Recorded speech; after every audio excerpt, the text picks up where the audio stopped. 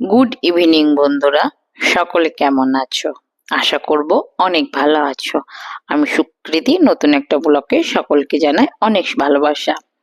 দেখো বন্ধুরা, বাচ্চা থেকে বয়স্ক সবাই কিন্তু খিচুড়ি খেতে খুব ভালোবাসে, কিংবা শীতের সকালে কিংবা বর্ষার দুপুরে, তাই নয় কি?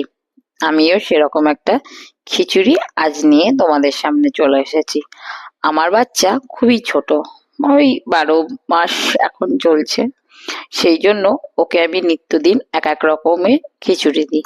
আজকে করেছিলাম ডালি আর খিচুড়ি, সঙ্গে কিছু ছিল সবজি, আর মুগ ডাল একসঙ্গে মিক্সড করা ছিল।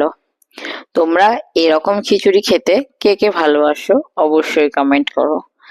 তারপর দুপুরবেলায় ছিল মাছের ঝাল, কলা ভাজা, চাটনি ছিল, আলু সেদ্ধ আর ডিম ভাজা। মাস্টারবাবু বলল যে আগের দিনের মাছ আমি খাবো না, সেই জন্য আবার ওকে ডিম ভেজে দিলাম।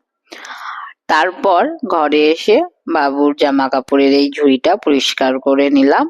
এর মধ্যে আবার জামা কাপড় ভরবো। কি বলতো, মানে প্রত্যেক দিন কেচে পরিষ্কার করে রেখে দিই, আর ও সেগুলো নিয়ে খেলা করে, ছড়িয়ে ছিটিয়ে রাখে।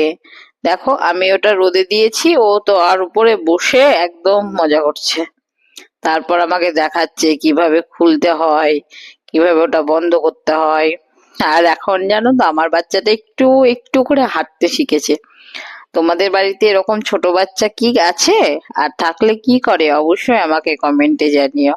আর আমার বাচ্চার জন্য অবশ্যই চ্যানেলটা সাবস্ক্রাইব করে দিও। ও কি বলতো, এখনো তো কথা বলতে জানে না, সেই জন্য ওকে বেশি ভিডিওতে নিয়ে আসি না। একটু বড় হোক, কথা বলুক, তখন তোমাদের সঙ্গে আবার ভালো করে পরিচয় করিয়ে দেব।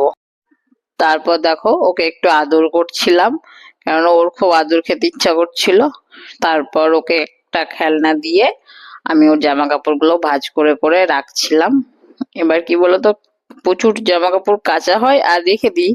এবার সেগুলো তো গুছিয়ে রাখা হয় না, অনেকদিন হয়ে গেল, কাজের এত চাপ যে আজকে একটু ফাঁকা পেয়েছি, সেই জন্য গুছিয়ে রেখে দিই। আর সেই সুযোগে দেখছি ও তো আছে, খেলা করছে, এই ভিডিওটা তুলে রাখি।